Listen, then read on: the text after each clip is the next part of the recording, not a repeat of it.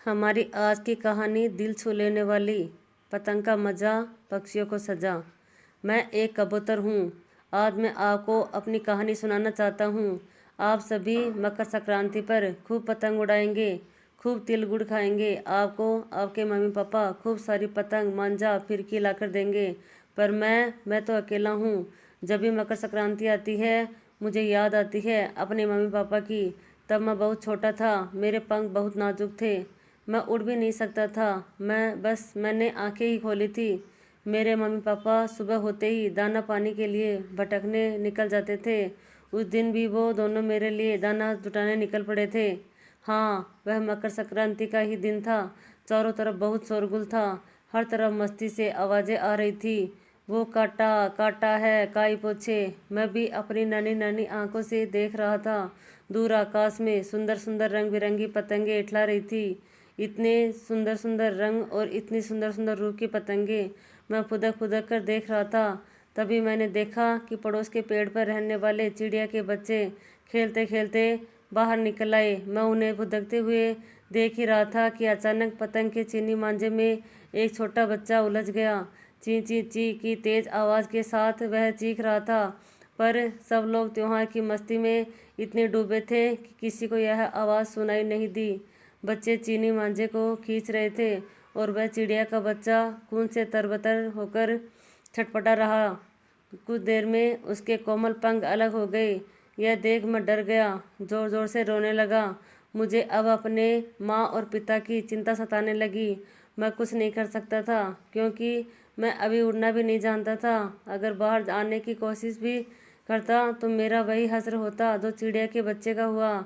मुझे बहुत ज़ोर से भूख लगाई थी, पर मैं बेबस था। शाम तक पतंग का कोलाहल बढ़ता ही जा रहा था और मेरा मन चिंता में डूबता जा रहा था। जैसे जैसे अंधेरा बढ़ता गया, मेरा दिल भी परेशानी में उलझता गया, पतंग के चीनी मांझे की तरह। कहाँ होंगे मेरे मम्मी पापा? कैसे उड़ रहे होंगे वह आकाश में? आकाश में तो बिल्कुल भी जगह नहीं बची। और यह चीनी धागा कितना खतरनाक है। इसी में उलझकर तो अभी चिड़िया का बच्चा मर गया है। उसके आसपास उसके मम्मी पापा विलाप कर रहे हैं। मेरा मन भारी हो रहा है। क्या करूं? कहाँ जाऊं? किससे पूछ कर देखूं? मैं अकेला अपने घोंसले में भूख और मम्मी पापा की याद में थक कर बेचैन होने लगा। तभी अंधेरे में मुझे अपने पापा लड़खड़ाते उड़ते हाल बेहाल आते दिखाई दिए। मैं ज़ोर ज़ोर से चीखने लगा।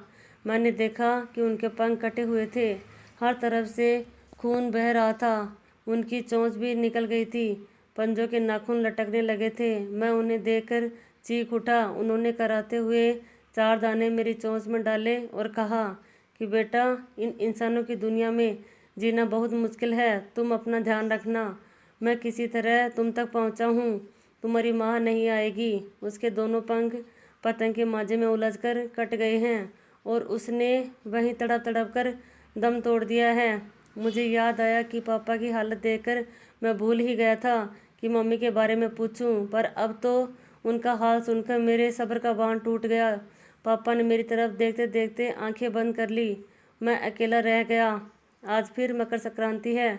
आज मेरे बच्चे भूखे हैं, पर मैं दाना नहीं ला सकता। मुझे डर है कि कहीं मैं भी बीच आकाश में उलझकर न रह जाऊं और मेरे बच्चे अकेले न रह जाएं। मैं आपसे पूछता हूँ, क्या आपको रोना नहीं आता जब आपके छोटी सी भी चोट लग जाए? तो फिर सोचिए कि इस आकाश में आज के दिन कितने पंछी उलझकर दम तोड़ देते हैं, कितने बच्चे मेरी तरह अकेले रह जाते हैं और कितने मम्मी पापा अपने नन्हे बच्चे के लिए रोते रह जाते हैं उस चिड़िया की तरह। क्या आप मुझे वादा करोगे कि पतंग वहीं उड़ाएंगे जहाँ पंछी ना उड़ते हो रहों? क्या आप वादा करोगे कि आपकी पतंग के चीनी मांझे से उलझकर कोई पक्षी नहीं मरेगा? प्लीज़ मेरे नन्हे फ्रेंड्स, हम पक्षियों के लिए आकाश का कोई कोना तो रहने दो।